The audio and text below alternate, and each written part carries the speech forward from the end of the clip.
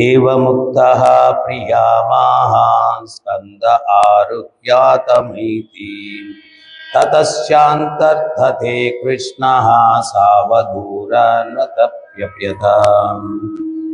అంతట కృష్ణుడు నా భుజమునెక్కుము అని ప్రత్యుత్తరమిచ్చను. కానీ అది పలికినంతటే అతడు అంతర్హితుడు కాగా ఆ ప్రేయసి మిక్కిలి పరితపించెను.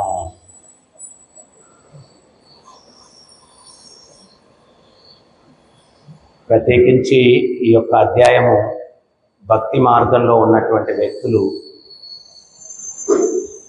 ఏ రకమైనటువంటి ఉన్నత స్థితిని వారు సాధించినా కానీ ఎటువంటి అహంకారాన్ని కలిగి ఉండకూడదు అనేటువంటి ఒక గొప్ప సందేశాన్ని భక్తులందరికీ కూడా ఈ యొక్క అధ్యాయంలో ఇవ్వడం జరుగుతుందన్నమాట. భగవంతుడు ఈ గోపికలందరిలో అందరితోటి నృత్యం చేస్తూ ఉంటే వారు అనుకున్నారు, ఈ సృష్టిలో ఉన్నటువంటి అందగత్తలందరిలోకి మనం చాలా గొప్ప సుందరీమణులము, మన సాంగత్యం కృష్ణునికి లభించింది అంటే అదృష్టవంతుడు అని చెప్పి వాళ్ళు అహంభావం పొందారు.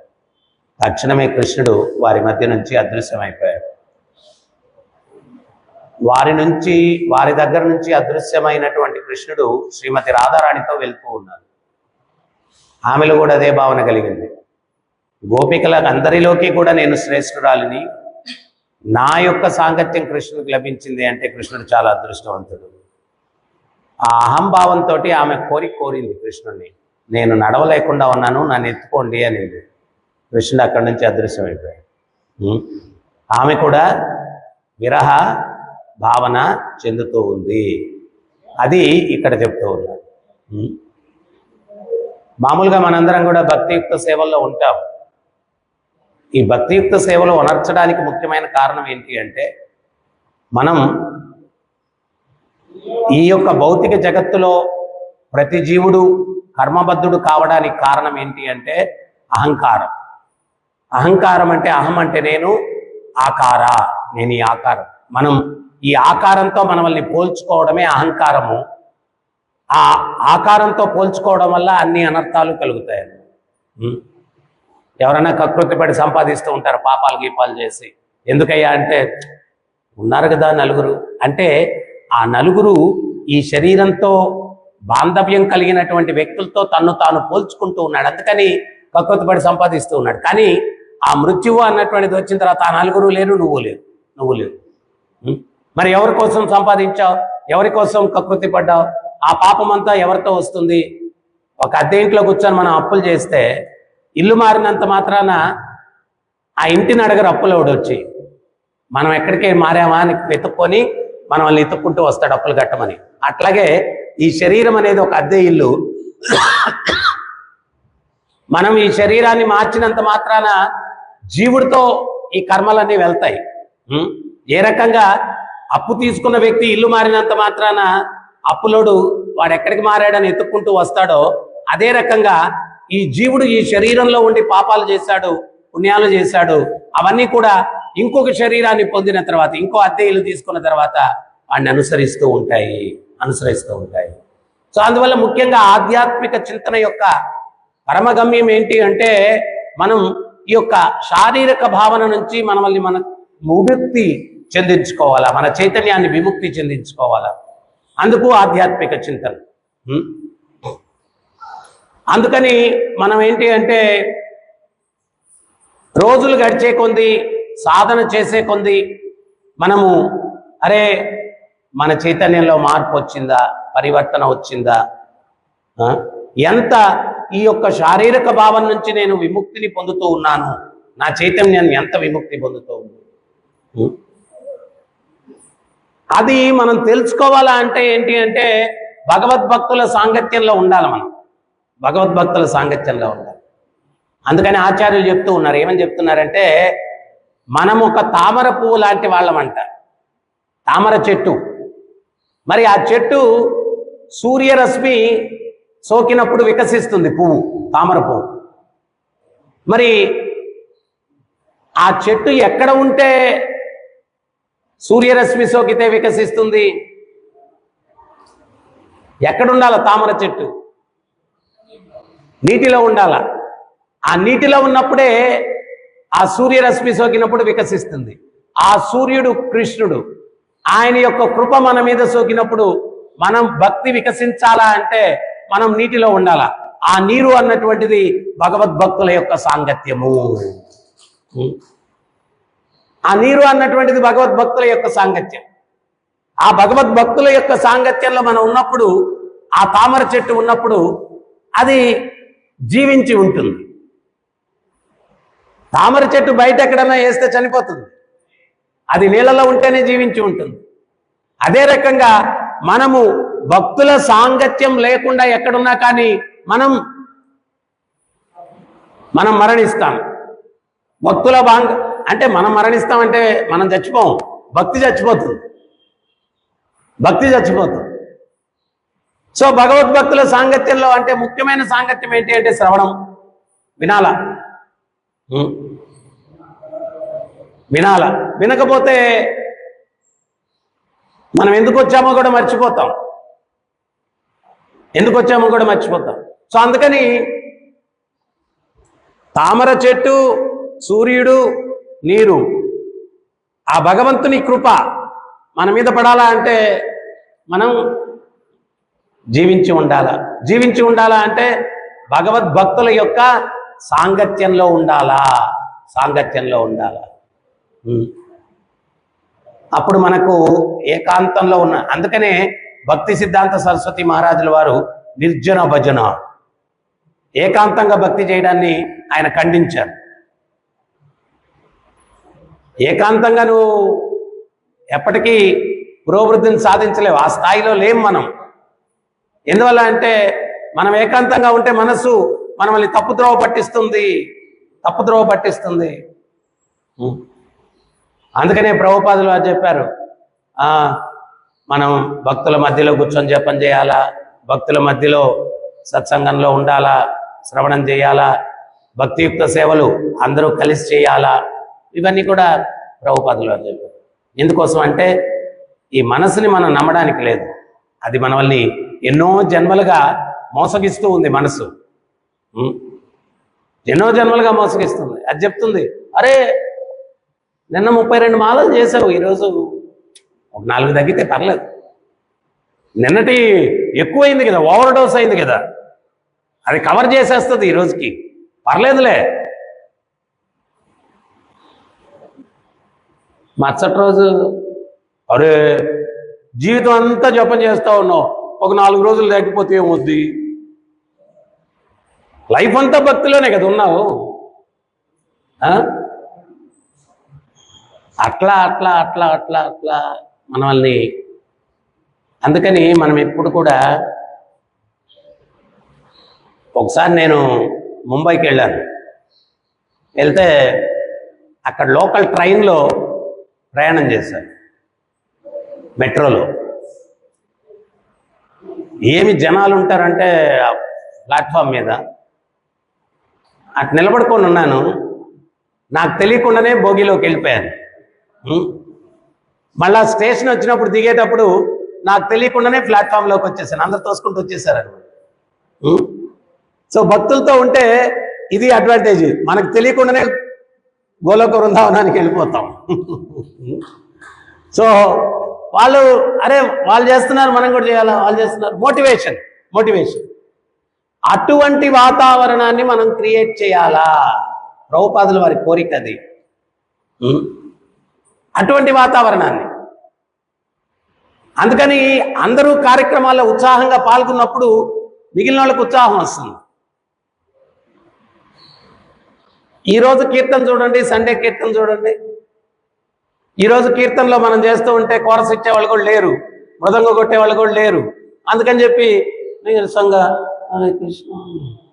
అదే సండే గానైతే హరే కృష్ణ కృష్ణ కృష్ణ హరే హరే, హరే రామ రామ రామ హరే హరే.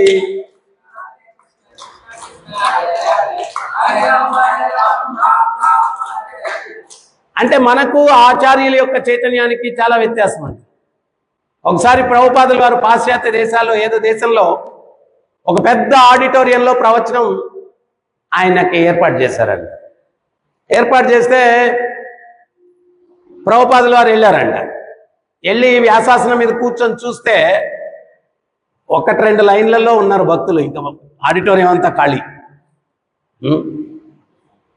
ప్రభుపాదులు వారు చెప్పారంట, ఏం పబ్లిసిటీ చేయలేదా బాగా అన్నారంట. వాళ్ళు ఏదో చెప్పారంటే కారణం మనం చెప్పినట్టే. ఆయన ప్రభుపాదుల వారు ఉపన్యాసం మొదలుపెట్టారండి. ప్రభుపాదుల వారు ఉపన్యాసం ఎట్టిచ్చారంటే, ఆ 2 లైన్లలో భక్తులు ఉన్నా కానీ హాల్ ఫుల్గా జనాలు ఉంటే ఎంత ఉత్సాహంతో ప్రవచనం చెప్తారో అంత ఉత్సాహంతో ప్రభుపాదుల వారు ప్రవచనం చెప్పారు.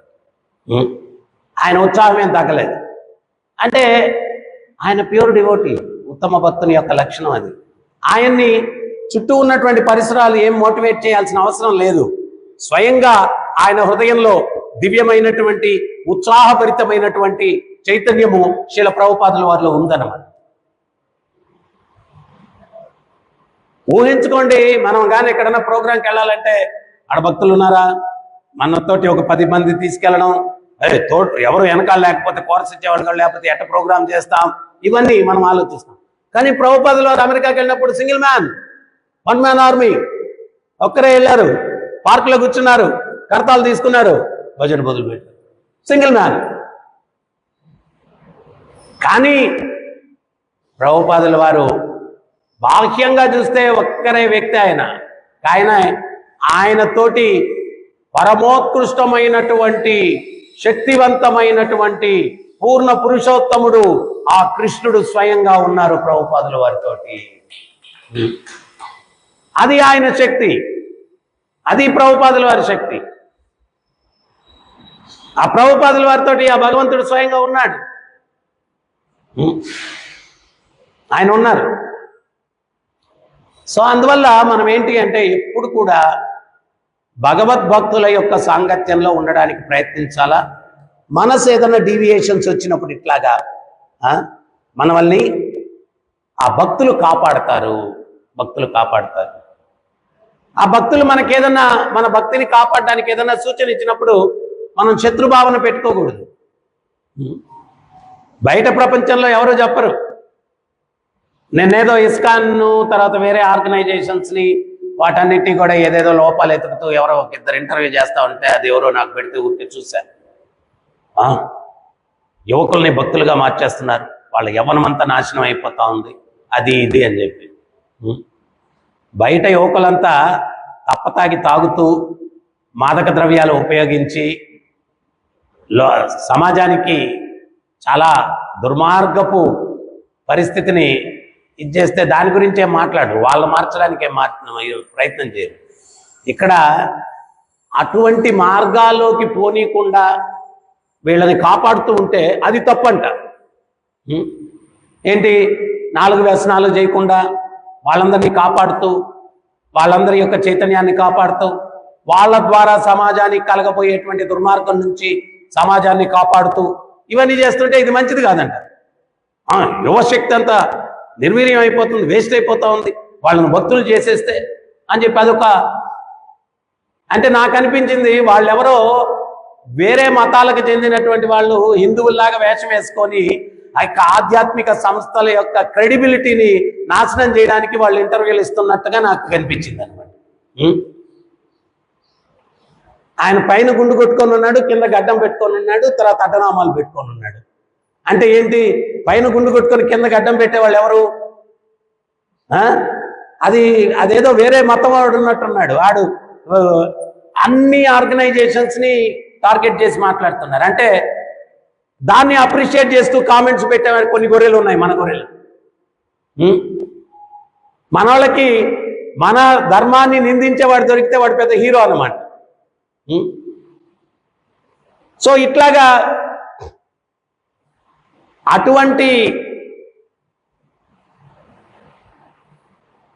చైతన్యం అభివృద్ధి చెందినటువంటి వ్యక్తులు సమాజంలో చాలామంది ఉంటారు.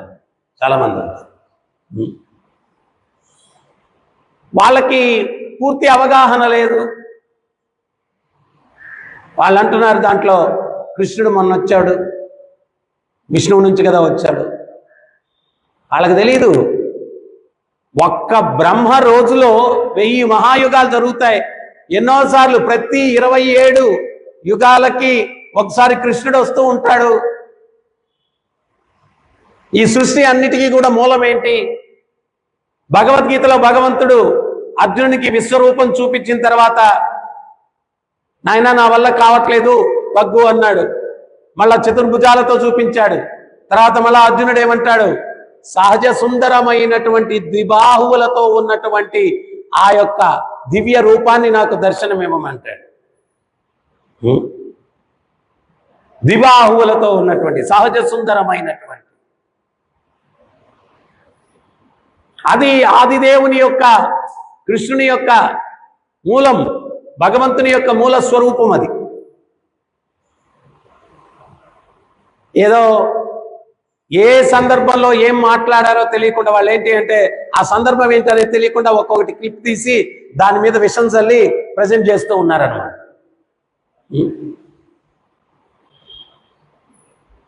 నిజంగా నీకేదన్నా సందేహాలుంటే ఆ సంస్థలో ఉన్నటువంటి పెద్దలతో పోయి చర్చించాలా.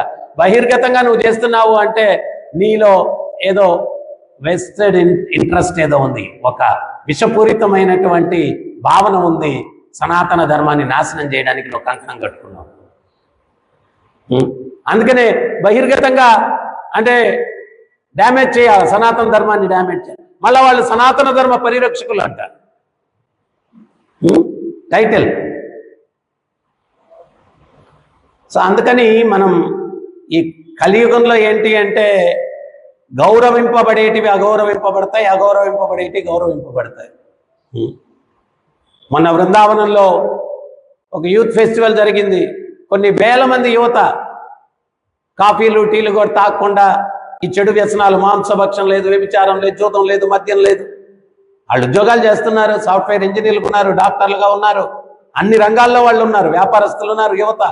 వాళ్ళందరూ ఈ వ్యసనాలకి దూరంగా ఉండి వాళ్ళు భక్తియుక్త సేవల్లో చేస్తున్నారంటే అంతమంది యువతని మనం ప్రపంచవ్యాప్తంగా చూస్తే ఇస్కాన్ ప్రచారాల వల్ల ఎంతమంది యువత ఈ సత్మార్గంలోకి వచ్చి ఈ దుర్వ్యసనాలు అన్ని వదిలేసి వాళ్ళు ఎంతో సక్రమమైనటువంటి జీవితాన్ని గడుపుతున్నారంటే అభినందించాల్సింది పోనిచ్చి. అంటే వాళ్ళకి వేళలాగా తాగి తందనాలాడి సమాజాన్ని నాశనం చేసేసి అట్లా జరిగితే దేశోద్ధారకులు వాళ్ళు. సో అందుకని మనం చాలా చాలా కేర్ఫుల్గా ఈ యొక్క భక్తిలో సరైనటువంటి అవగాహనతోటి ఈ భక్తిని సమాజంలోకి తీసుకుని వెళ్ళి ప్రజల్లో ఒక మంచి చైతన్యాన్ని తీసుకురావడానికి ప్రయత్నించాలి. నిన్న వేములవాడలో ఒక భక్తుడు అడిగాడు అన్నాడు, మనం ఎట్లా ఇప్పుడున్నటువంటి వాతావరణంలో కలి యొక్క ప్రభావం తీవ్రంగా ఉన్నప్పుడు ఎట్లా వ్యక్తులకు మనం ప్రచారం ఎట్లా చేయగలం? ప్రభుపాదులు వారు చెప్పారు, ప్యూరిటీ ఈజ్ ద ఫోర్స్. పవిత్రతే శక్తి.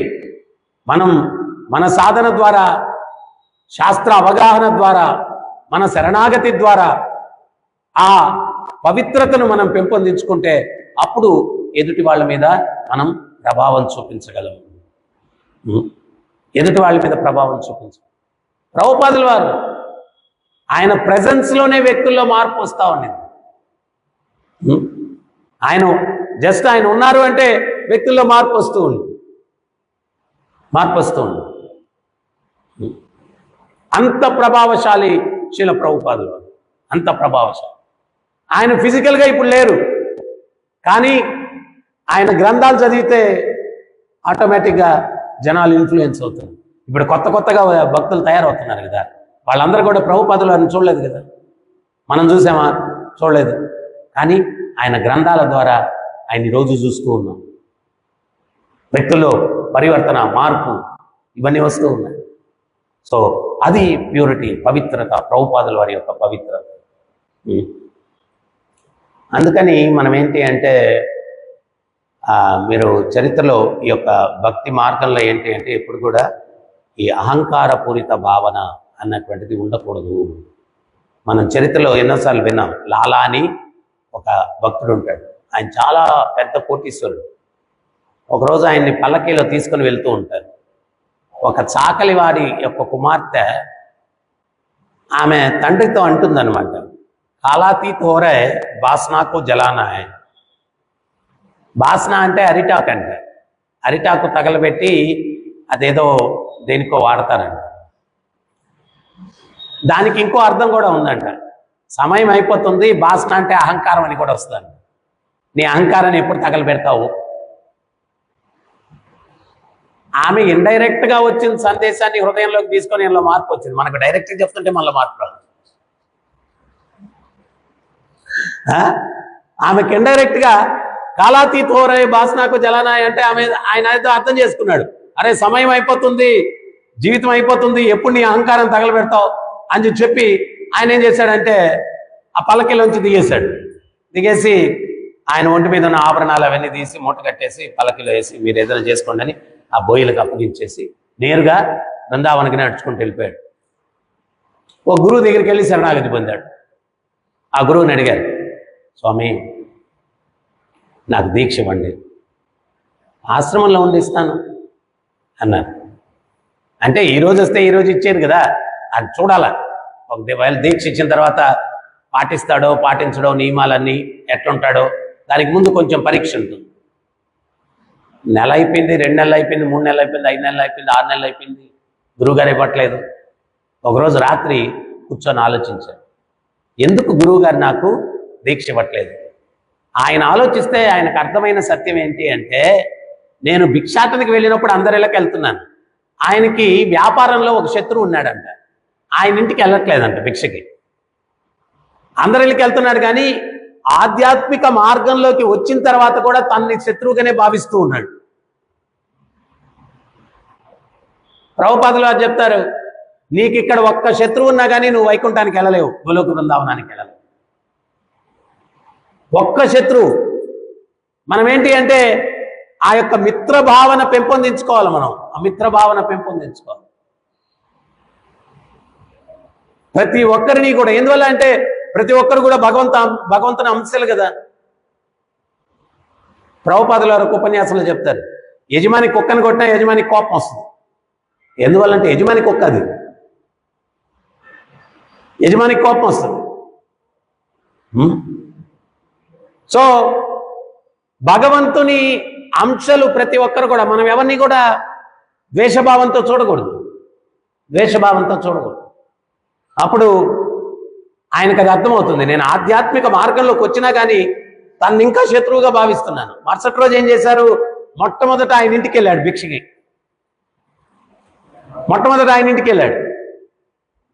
మాతా భిక్షాందేహి అన్నాడు. ఆయన పనులు చూశారు, లాలాని చూసి ఒరే ఎంత పెద్ద కోటీశ్వరుడు మన ఇంటికి భిక్షకు వచ్చాడు. పోయి యజమాని దగ్గరికి వెళ్ళి చెప్పారు, యజమాని ఆ లాలా భిక్షకు వచ్చాడు మన ఇంటికి. ఆ యజమాని పరిగెట్టుకుంటూ వచ్చి ఏ లాలా, నువ్వు ఎంత ఎత్తుకు ఎదిగిపోయావు, నేను ఇంకా ఈ సంసారం వ్యాపారం అని పడి అల్లాడుతా ఉన్నాను, నువ్వు సర్వసంగాన్ని పరిత్యజించి నేను నీ శత్రువుని నా ఇంటికి భిక్షకు వచ్చావంటే ఎంత ఆధ్యాత్మిక ఉన్నతికి వెళ్ళావు నువ్వు. ఈ ఇంట్లో ఉన్న సర్వస్వం నీదే, ఏం కావాలో తీసుకో. మనం గానైతే వ్యాపారంలో వీడిని ఓడించలేకపోయాము, ఇప్పుడు సరెండర్ అయిపోతున్నాడు, ఆ మొత్తం మూట కట్టి బండికి కట్టించి అంటాం మనం. ఆయన అన్నాడు, నేను ఆధ్యాత్మిక మార్గంలో ఉన్నాను, ఒక 2 రొట్టెలు ఇవ్వండి చాలు.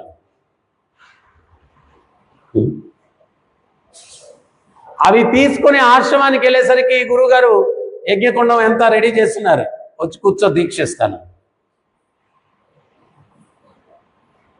దీక్షిస్తాను అంటే ఇది అడ్వాంటేజ్. మనం భక్తుల సాంగత్యంలో, గురువు సాంగత్యంలో ఉన్నప్పుడు మనలో ఉన్నటువంటి లోపం ఏంటి అనేది ఆయన గమనిస్తూ ఉంటాడు. అది మనకు చెప్తాడు. బయట ప్రపంచంలో చెప్పేవాళ్ళు ఎవరు లేరు. ఆ చెప్పడమే ట్రీట్మెంట్. ఆ ట్రీట్మెంట్ మనం తీసుకుంటే ఏమవుతుందంటే మన రోగం పోతుంది. అందుకని భగవద్భక్తుల యొక్క సాంగత్యంలో మనం ఉండాలి. ఎందువల్లంటే అసలు ఈ మార్గంలోకి వచ్చిందే భగవంతుడిని పొందడానికి కదా. ఆ బృందావనంలో గోపికలందరూ కూడా కృష్ణుని మీద వచ్చి ఫిర్యాదుని ఇస్తా ఉన్నారు యశోదమ్మకి. ఏమా, నువ్వేమో చీకటి గదిలో పెట్టుకోమంటావు వెన్న మేగడ ఇవన్నీ, ఒంటి నిండా మంచి వజ్రవైడూర్యాలు పొదిగిన ఆభరణాలు వేస్తావు, పుట్టుకతోనే చాలా తేజస్తో ఉన్నాడు మీ పిల్లోడు. ఆ ఆభరణాలు అతని తేజస్సు 2 కలిస్తే ఎక్కడ చీకటి ఉంటుంది గదుల్లో చెప్పు, ఎక్కడ వెన్నకొండలు కనపడకుండా పోతాయి చెప్పు. అప్పుడు యశోదమ్మ అంటుంది, అట్టయితే రేపటి నుంచి ఆభరణాలు వేయలే. అలా ఈ గోపికలను మన వల్ల కృష్ణుడికి అలంకరణ లేకుండా పోతుందా? వద్దొద్దమ్మా, ఆభరణాలు వేస్తేనే బాగుంటుంది, పర్లేదులే. కృష్ణుడు వాళ్ళు వెళ్ళిపోయేటప్పుడు బయటకు వచ్చి అంటాడంట, ఏమని అంటాడంటే, మా అమ్మకి మీరన్ని ఫిర్యాదులు ఇస్తున్నారు, రేపటి నుంచి నేను రానులే మీ ఇంటికి. అప్పుడు ఆ గోపికలు అంటారంట, లేదు లేదు, అట్లాంటి పని చేయొద్దు, మేము వెన్న చిలికేదే నీకోసం, రా రా రా వచ్చి తిను పర్లేదు, రా రా వచ్చి తిను పర్లేదు. ఇక్కడ శ్రీమతి రాధారాణికి అహంకారం వస్తేనే భగవంతుడు దూరం అయిపోయాడు అని చెప్పి ఇక్కడ ఉదాహరణ ఇస్తున్నాడు. అహంకారం భగవంతుడు సహించలేడు. రాధారాణి ఎవరు? ఒకరోజు యశోదమ్మ కృష్ణుడికి బంగారు బకెట్ ఇస్తుందంట. ఆ బకెట్ కూడా వజ్ర వైడూర్యాలు పొదిగి దగదగ మెరుస్తుందంట. వెళ్ళి పద్మ అనేటువంటి ఆవు నుంచి, నీకు ఇష్టమైన ఆవు నుంచి పాలు పితుక్కొని రా, నీకు మంచి మంచి స్వీట్స్ తయారు చేసి ఇస్తాను, వెళ్ళి వెళ్ళని చెప్తుంది. అప్పుడు కృష్ణుడు ఆ బకెట్ తీసుకొని గోశాలలోకి వెళ్తాడంట. కృష్ణ సకుడు ఒకటి చెప్తాడంట, ఏమని అంటే, ఏ కృష్ణయ్య రాధారాణి వస్తా ఉంది అని. రాధారాణి వస్తా ఉంది అనేసరికి ఈయన పైనుండి ఇది తీసుకొని తలపాగాల అంటే ఈయన పనిచేస్తున్నాడని ప్రిస్టేజ్ తెలియకూడదు, పనిచేస్తున్నాడని ప్రిస్టేజ్ తెలియకూడదని తలకి ఆమెను గుడ్డ కట్టేసుకొని ఆమెను ఏదో తెలియనట్టు పోయి ఆవు పాలు పితుకుతున్నాడు. గంట అయిపోయిందంట. బకెట్ ఒక దగ్గర వదిలేశాడు, ఆవు దగ్గర పాలు పితుకుతూ ఉన్నాడు. గంట అయిపోయింది. యశోదమ్మ ఏం జరుగుతా ఉందా అని చెప్పి గోశాలలోకి వచ్చిందంట. ఏ కన్నయ్య, పాలు ఎక్కడా? నేను గంట సేపటి నుంచి వేచి ఉన్నాను, నువ్వు పాలు తెస్తావని చెప్పి నీకేదో స్వీట్స్ తయారు చేయాలని. ఎక్కడ పాలు, ఎక్కడ పాలు? అమ్మా, ఈ ఆవేంటో ఎంత పితికినా పాలు రావట్లేదే అన్నాడంట. అప్పుడు యశోదమ్మ అనిందంట, అరే కన్నయ్య, నీకు బుద్ధుందా ఏమన్నానా? నువ్వు ఆవుని కాదురా ఎద్దుని పితుకుతున్నావు అనిందంట.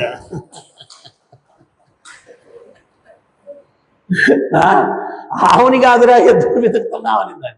అంటే రాధారాణి వస్తుంది అన్నటువంటి సందేశం తెలియగానే ఈయనకు ఆవో ఎద్దో కూడా తెలియలేదన్నమాట. అప్పుడు మళ్ళీ అమాయకంగా అంటున్నాడంట, ఆవునే నేను పట్టుకున్నానే, ఇది ఎద్దుగా ఎప్పుడు మారిపోయింది అన్నాడంట. నేను ఆవునే పట్టుకున్నానే, ఎద్దుగా ఎప్పుడు మారిపోయింది? రాధారాణి అంటే అంత తన్మయత్వము, ఆమెలో అహంకారం వచ్చింది అంటే ఆమెకు కూడా దూరం అయ్యాడు అంటే ఇంకా మన స్థాయి ఏంటి? మన స్థాయి ఏంటి? మన స్థాయి ఏంటి? గిరిగోవర్ధన పర్వతం ఎత్తినప్పుడు ఆయన ఆ చిటికిన వేల మీద అట్లా ఎత్తి నిలబడుకొని ఉన్నాడంట. ఆ శ్రీమతి రాధారాణ్ణి చూస్తూ తన్మయత్నంలో అట్లా ఊగుతున్నాడంట. ఆ కొండ పైన ఎట్టంతా ఉంది, వీళ్ళందరూ కింద ఉన్నారు. ఓరే నాయనో, ఇదేంట్రా బాబు, గోపికలందరూ శ్రీమతి రాధారాణి దగ్గరికి వెళ్ళి చెవులో చెప్తున్నారంట, ఏ రాధిక, చాలా కేర్ఫుల్గా ఉండు, నువ్వేదైనా తడబడ్డావంటే ఆయన తడబడిపోతాడు. నువ్వు తడబడినా పర్లేదు, ఆయన తడబడ్డాడు అనుకో, పైన ఎంత పెద్ద కొండ ఉందో చూడు, మన పరిస్థితి ఏంటి, కింద ఉన్నాం, అందుకని నువ్వేమీ తడబడద్దు, తప్పటడుగు లేదు, అట్లాగే ఉండు అని చెప్పి ఆమెతో చెప్తున్నారు. అంటే శ్రీమతి రాధారాణి ఎంత గొప్ప భక్తి స్వరూపం అంటే భగవంతుణ్ణే ఆడిచ్చేస్తుంది. ఆమె భగవంతుణ్ణే ఆడిచ్చేస్తుంది. అంత ప్యూర్ పవిత్రమైన భక్తురాలు, అంత పవిత్రమైన భక్తురాలు. ఈయన సృష్టినే ఆకర్షిస్తేస్తాడు. కృష్ణ అంటే సర్వాకర్షణీయుడు, సర్వాకర్షణీయుడు. నవ్వు చాలంట ఆయన, సమ్మోహనం ఆయన నవ్వు. ఒకసారి ఒక గోపిక చెప్తుందంట. గోపిక ఏం చెప్తుందంటే, వాళ్ళ యజమానికి చెప్తుందంట, నేనేదో పని మీద వెళ్తున్నాను బయటికి, ఆ గోపాల్ వస్తాడేమో చూడు, కేర్ఫుల్గా చూసుకో అని చెప్తుందంట. ఆయన కృష్ణుడు నేను ఆడుకుంటా వస్తాడంట. యజమాని వాకిట్లా కూర్చో ఉన్నాడు కాపలా. ఆయన కృష్ణుడు అట్లా వచ్చి ఆ స్తంభం ముందు ఇట్లా నిలబడుకొని, అని చెప్పి ఆ యజమాని చూసి నవ్వుతాడు. ఆ నవ్వుకి ఈ యజమాని ఫ్లాట్ పడిపోతాడు. పడిపోతే అప్పుడు, ఏ అంకల్ లోపలికి వెళ్ళొచ్చా? ధారాళంగా వెళ్ళి నాన్న, పర్లేదు వెళ్ళు వెళ్ళు, ధారాళంగా వెళ్ళు. వెళ్ళి వెన్న కొండలు దింపేసి అదంతా కూడా ఆయన తింటూ, ఆయన తిన్నది కాకుండా ఒక కోత వస్తుందంట. ఆ ఒక్క కోత వస్తే దానికి తినిపించి, ఏయ్ వెన్న బాగుందా అని అడుగుతాడంట కృష్ణుడు. బాగుంది కన్నయ్య అంటుందంట. వీళ్ళందరినీ పిలుచుకురా, మీ పరివారం, అమ్మ, అంకుల్స్, తమ్ముళ్ళు, అందరినీ తీసుకురా అంటే అది పోయి మొత్తం బెటాలియన్ కోతులు తెచ్చేస్తుందంట. మొత్తం వాటికి ఫుల్గా తినిపించేస్తే వాడికి కడుపులు నిండిపోతాయంట. అప్పుడు అవి చెప్తాను, ఇంకా తినలేము కృష్ణ, ఇంకా తినలేము. అప్పుడు కృష్ణుడు కోపంగా ఆ ఉట్టి కొండ తీసుకొని, ఆ వెన్న కొండ తీసుకొని దాన్ని నేలకేసి దమాని కొట్టేస్తాడంట. కొట్టేసి, ఛీ ఈ వెన్న ఏం బాగలేదు, కోతులకు కూడా ఇష్టపడట్లేదు ఈ వెన్న, అవి కూడా తిన్నంటున్నాయి. మేము మొన్న యాత్రలో అతి కష్టం మీద రాత్రి ట్రైన్ ఉందని చెప్పి ఎవరినో పట్టుకొని ఆలు పరోటాలు చేయించాం. రైల్వే స్టేషన్కి రావడానికి మళ్ళా ట్యాక్సీకి ఒక 2000, మేము ఒక రూట్లో వస్తున్నాం, ఒక రూట్లో వస్తున్నాయి, ఆయన వచ్చాయన్నమాట. తీరా భక్తులకి ఇస్తే అట్ట తింటున్నారు, చాలా మిగిలాయి. ఆ రైల్వే స్టేషన్లో కుక్కలు, కోతులు చాలా ఉన్నాయన్నమాట. ఆయన కోతులకి కుక్కలకి వేసాం, అవి తినలా వాటిని. అప్పుడు నేను అది చూసి అన్నాను, అయ్యే తినట్లేదు ఇంక వీళ్ళట్టే బోల్దని డబ్బులు ఖర్చు పెట్టాం ఏదో భక్తులకి ఉండాలా అని. ఒక్కోసారి అట్లా కృష్ణుడు ఆ కుండ డమాని పగలగొట్టేసి ఆ వెన్నంతా నేల మీద పడిపోతే కోతులు కూడా తినట్లేదు, ఈ వెన్న రుచికరంగా లేదు. లేచి నడిచి వెళ్ళాలనుకుంటే ఆ వెన్న మీద ఆయన కాలేయగానే స్కేటింగ్ అంత జుమ్మని సారిపోతున్నాడు, ఆ వెన్నలో స్కేటింగ్. సో ఇదంతా చేసేసి ఇల్లంతా చిందరబందర చేసేసి మెల్లికి వెళ్ళిపోయారంట. ఆ గోపిక వచ్చింది. గోపిక వస్తే ఆ యజమాని అట్టా కూర్చోన్నాడు. ఇవన్నీ చూశాడంట ఆయన. చూసి ఆ కృష్ణుని యొక్క నవ్వు, దానికి ఆయన మహాభావంలోకి వెళ్ళిపోయాడు. ఆ కృష్ణుని యొక్క నవ్వునే మనన చేసుకుంటూ అట్టా కూర్చోన్నాడు. భార్య వచ్చిందంట, గోపిక వచ్చి, కృష్ణుడు వచ్చాడా అంటే ఏం మాట లేదు, పలుకు లేదు, ఇట్ అంటున్నాడు. ఆమె ఏమైంది ఈయనకి ఇట్ అయిపోయాడు అని చెప్పి ఇంట్లోకి వెళ్ళిందంట. కాలు అట్ట పెట్టంగానే ఆ వెన్నంతా పడింది కదా, జర్రం జారుకుంటూ పోయి ఎక్కడో పడిందంట స్కేటింగ్. వీళ్ళందరూ కూడా వచ్చేసారంట. వచ్చేసి యశోదమ్మ కంప్లైంట్ చేస్తున్నారంట. ఒకరోజు ఒక గోపిక చెప్తుందంట, మా ఇంట్లోకి వచ్చాడు, ఏమీ అందుబాటులో లేకుండా చేశాను. చేస్తే ఏం చేశాడో తెలుసా? మా ఇంటి గుడిలోకి పూజా మందిరం ఉంటుంది కదా, ఆ పూజా మందిరంలో ఆ విష్ణువు విగ్రహం ఉంటే దాన్ని తీసి పక్కన పెట్టేసి అక్కడ కూర్చున్నాడు. అంటే ఎవరికి పెట్టినా పెట్టకపోయినా భగవంతుడికి పెడతారు కదా అని చెప్పి అక్కడ కూర్చున్నాడు, ఆయనకి నైవేద్యం పెట్టాలని చెప్పి. మీ కుమారుడు ఎంత దుర్మార్గుడమ్మా. ఇంకో గోపిక చెప్తుందంట, మా ఇంట్లో ఏం దొరకకుండా చూశాను, ఎంత ఆగ్రహించాడంటే ఇదేం పిచ్చిల్లు, ఇది ఏమీ లేదు నాకు అని చెప్పి అట్టా ఇట తిరుగుతూ పడగదిలోకి వెళ్ళాడు. అప్పుడే నా నిద్రలోకి పంపించిన నా కుమారుడు అక్కడ ఉంటే వాడిని చూసి, పెద్దలు చేసిన పాపం పిల్లల మీద పడుతుంది అని చెప్పి ఒక మాట అని గట్టిగా వాడికి తొడబెల్లం పెట్టామని పరిగెత్తుకుంటూ వెళ్ళిపోయాడు. ఏమి దుర్మార్గమమ్మా ఇది. ఇంకో గోపిక చెప్తుంది, ఇంట్లో ఏమీ దొరకలేదని చెప్పి ఇది బోసేసి వెళ్ళిపోయాడు, ఇది బోసేసి వెళ్ళిపోయాడు అని వీళ్ళందరూ ఒకరి మీద ఒకరు మొత్తం ఫిర్యాదులన్నీ ఇచ్చారు యశోదమ్మకి. అన్ని ఫిర్యాదులు ఇస్తే యశోదమ్మ, మీరు చెప్పింది నేను ఒక్కటి కూడా నమ్మను అన్నాడు. మీరు చెప్పింది నేను ఒక్కటి కూడా నమ్మను అనిందండి. అంటే అప్పుడు వాళ్ళందరూ అన్నారంట, ఎందుకు నమ్మవు, మీ పిల్లవాడు మీ అంత వెనకేసుకొస్తావా అది ఇది అంటే, అది కాదే ఎట్ట నమ్మమంటావు, నా కన్నయ్య రాత్రంతా కూడా నా ఇంట్లోనే ఉన్నాడు, మరి నా ఇంట్లో నా కళ్ళ ముందు ఉన్నటువంటి కన్నయ్య ఇవన్నీ చేశాడు అంటే ఎట్ట నమ్మమంటావు అని చెప్పంటే, అప్పుడు కృష్ణుడు పడగదిలో నుంచి లేచి కళ్ళు నులుముకుంటూ, ఎవరమ్మా ఉదయంతో పెద్ద పెద్దగా మాట్లాడుతూ ఉన్నారు, ఏదేదో మాట్లాడుతున్నారు, నా నిద్రంతా కలత చెందాను అంటూ పడగదిలోంచి లేచుకుని, అప్పుడు వాళ్ళందరూ ఆశ్చర్యంగా చూస్తున్నాడు. అరే ఇదేంటిది, మా ఇంట్లో ఇవన్నీ చేశాడు కదా రాత్రి, మరి ఇక్కడి నుంచి అమ్మా నా నిద్రంతా కలత చెందిస్తున్నారే వీళ్ళు, చూసావా చూసావా, నా ఇంట్లోనే ఉన్నాడు కన్నయ్య, మీ ఇంట్లోకి వచ్చి వెన్నా ఇవన్నీ దొంగతనం చేశాను, ఎక్కడ నమ్మమంటావు నన్ను? అందుగలడిందు లేడని సందేహము వలదు చక్రి సర్వోపగతండిందెందు వెదికి చూసినా అందందే కలడు. ఆయన ఎన్ని రూపాంతరం చెందమన్నా చెందగలడు. సో ఏకకాలంలో అందరూ గోపికల ఇళ్లలో రకరకాల లీలలు, అంటే వాళ్ళు వెన్న చిలికేటప్పుడే వాళ్ళ ప్రార్థన ఉంటుందంట.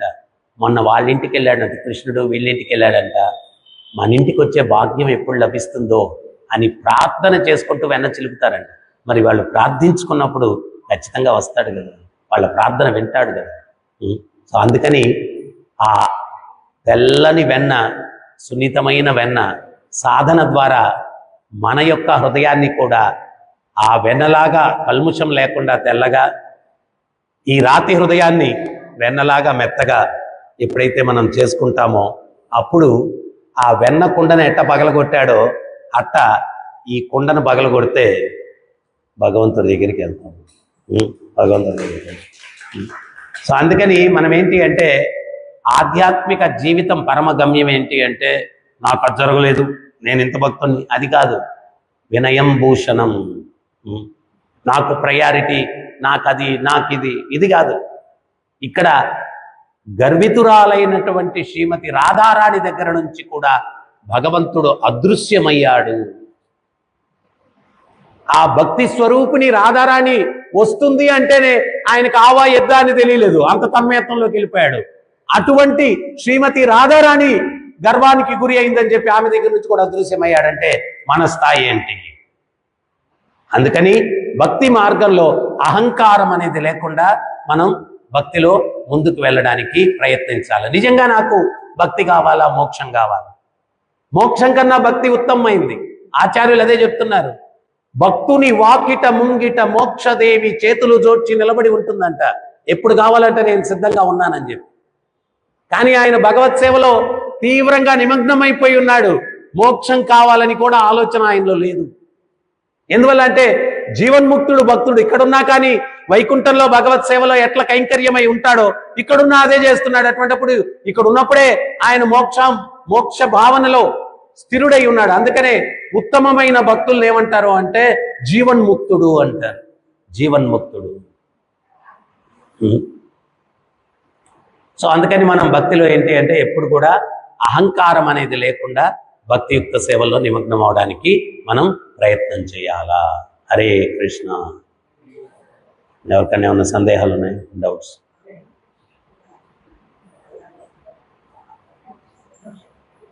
గ్రంథరాజ్ శ్రీమద్ భాగవతం की, जगद्गुरु शील प्रभुपाद की, राधा गोपीनाथ की, राधा पार्थसारथी की, राधा कृष्णचंद्र की, जगन्नाथ बलदेव सुभद्रा माय की, गोविंद श्रीनिवास की, गौर निताय की, निताय गौर प्रेमानंदे।